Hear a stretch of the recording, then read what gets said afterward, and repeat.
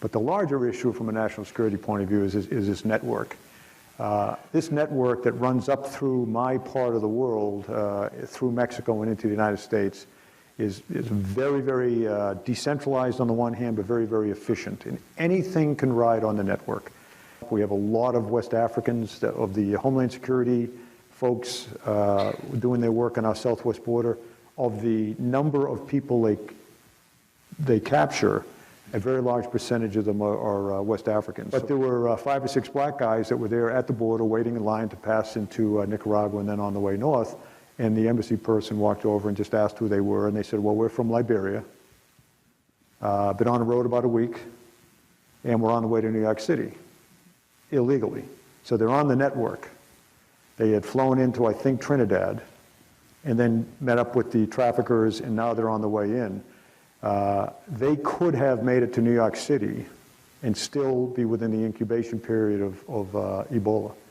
So I go back to this issue, and I've highlighted this issue in Washington, that if there's an outbreak in the Caribbean, particularly, or in Central America, it will make the 68,000 unaccompanied children, I think, look like a small problem.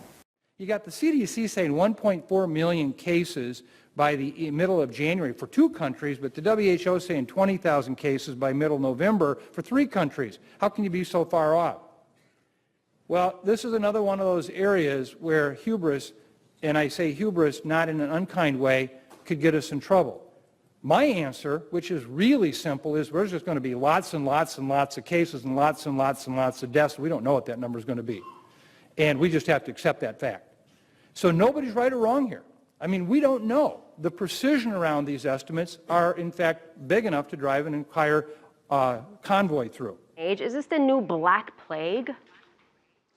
It's not the new Black Plague, not Ebola virus, but it's very important because it belongs to a category of diseases, a category of viruses, one of which could be the new Black Plague.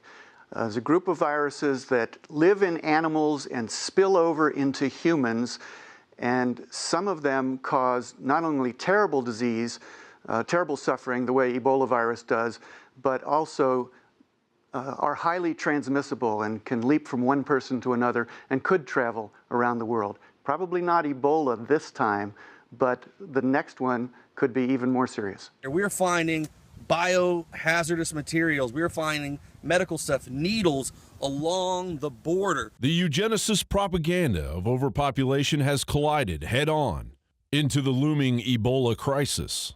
I think the top leadership issue challenging our world today is how to deal with a continuing growing population in the world and all the resource demands it places on the world, and burgeoning populations in Africa and Asia that lack the resources to have a healthy, happy life. And I think we've got to find a way to make the world work for everyone.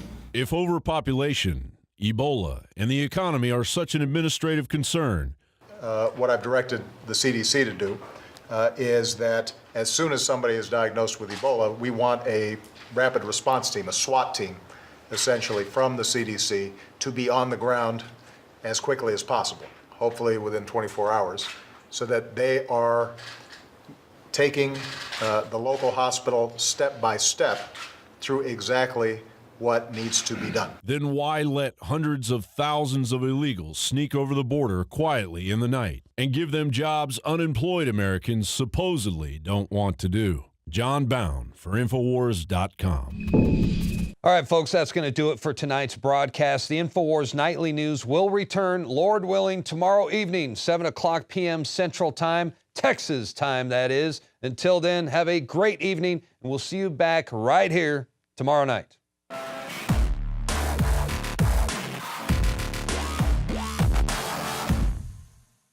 City of Austin tap water versus filtered City of Austin tap water. I can taste dirt in it. God knows what's in this. This has an aftertaste. Tastes like Austin water? Yeah, it does. Ugh. These people just sampled City of Austin tap water straight from the faucet. Next, we had them try a sample of tap water filtered through the ProPure G2.0 filtration system. High quality H2O. That one is better. Tastes like nothing. Yep, I know what good water tastes like. It's good water. Most tap water contains added substances like fluoride, chlorine, Monsanto's deadly pesticide, glyphosate, and many others. Studies prove that these substances are linked to an assortment of major health issues, including tooth decay, lowered IQ, and even cancer. It tastes like you're drinking out of the lake when you're drinking tap water. Yeah, it has that processed flavor to it. The ProPure G2.0 filtration system removes these deadly substances and many more, leaving only fresh-tasting, deliciously clean water. Okay, this is very tasty. It's good water. Refreshing. It's good. Go to InfoWarsStore.com today. Use promo code WATER and save 10% off your ProPure purchase. Again, that's InfoWarsStore.com or call 1-888-253-3139. You are watching the InfoWars Nightly News, which airs 7 p.m. Central at InfoWarsNews.com. Members can share their passcode with up to 11 other people, and your support is helping us defend liberty worldwide.